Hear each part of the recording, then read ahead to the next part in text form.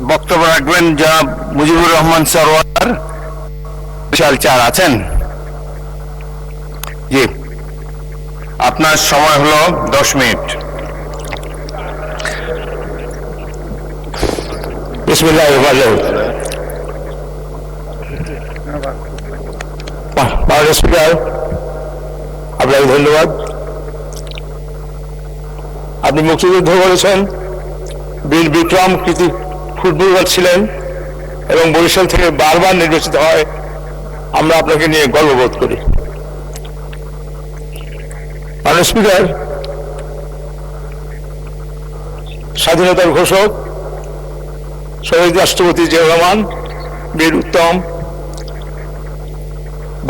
বাংলাদেশ জাতীয়তাবাদী দলের স্রষ্টা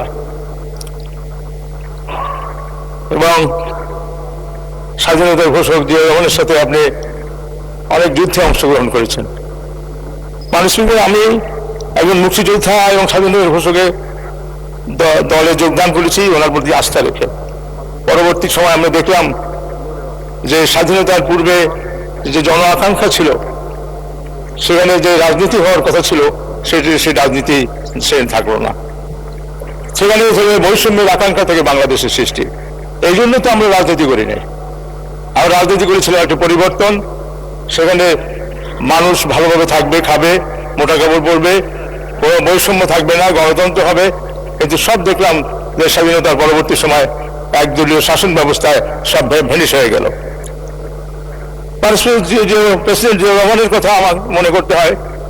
প্রেসিডেন্ট জিয়াউর রহমান, যিনি বহুদলীয় গণতন্ত্রের প্রবক্তা, দেশটিতে বেগম খালেদা জিয়া সংসদীয় গণতন্ত্রের প্রবক্তা।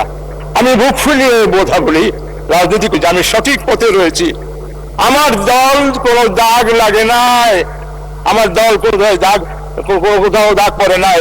আমরা শহীদ জিয়া গণতন্ত্র দিয়েছে, মুক্তিযুদ্ধের স্বাধীনতার ঘোষক ছিলেন। খালেদা জিয়া রাজপথ থেকে উঠে এসে সংসদীয় গণতন্ত্র দিয়েছেন। কাজেই আমরা গর্ব করতে পারি দেশের জন্য। এবং আপনারা জানেন, আজকে মাননীয় স্পিকার, আপনি জানেন এই 71 স্বাধীনতার পূর্বে অনেক কিংবদন্তি বামপন্থী নেতৃবৃন্দ, অনেক রাজনীতিবিদ আন্দোলন সংগ্রাম করতে করতে 1971 সালে যে ঘটনাটি ঘটেছিল, সেটি যদি সেদিন জিয়াউর রহমান স্বাধীনতা ঘোষণা না করতেন, সেদিন দেশের পরিণতি কি ছিল আমরা সবাই জানি। সেদিন শেখ মুজিবুর রহমানের কথা ছিল তিনি পাকিস্তানের প্রধানমন্ত্রী হবেন, এবং সেদিন প্রেসিডেন্ট জিয়াউর রহমান স্বাধীনতা ঘোষণা না করলে দেশের অবস্থা কি হতো আমরা জানি না।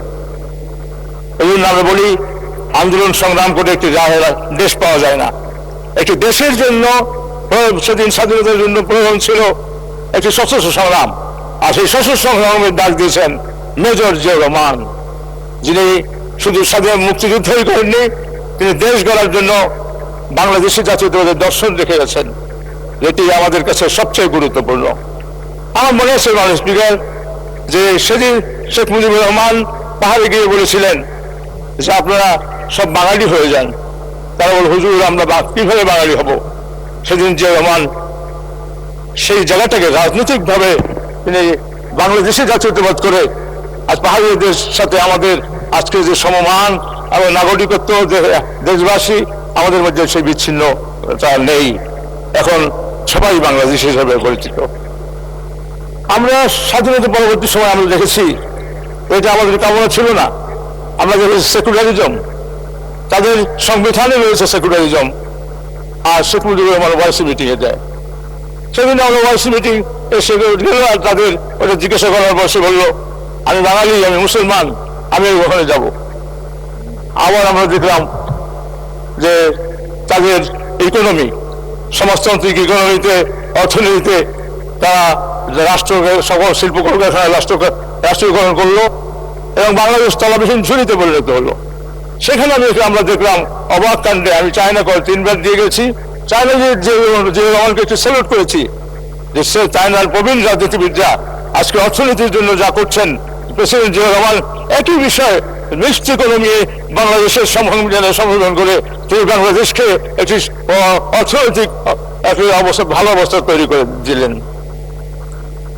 মানুষগুলার আমরা আরো বলি, জিয়াউর রহমান সম্বন্ধে এখানে আলোচনা হয়েছিল, এরা আওয়ামী লীগ, এই পতিত সরকার বলতো জিয়া রহমান একজন মুক্তিযোদ্ধা নয়, কিন্তু আজকে আমাদের বলতে হয় যেখানে অনেক বিষয়ই ভারত থেকে যে আশীর্বাদ আসে, কিন্তু আমরা এটা বললাম যে জিয়া রহমান যখন 1977 সালে যখন ভারতে যান, তখন প্রয়াত রাষ্ট্রপতি সঞ্জীব রেড্ডি 1977 থেকে দেখেই বলেছিলেন, "You are assured in the history in your country, you are the best freedom fighter who was first declared independent government."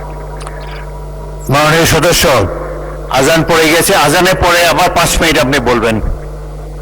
Thank you, man. মাননীয় সদস্যবৃন্দ, মাগরিবের নামাজের জন্য আধা ঘন্টা বিরতি দেওয়া হলো। ধন্যবাদ।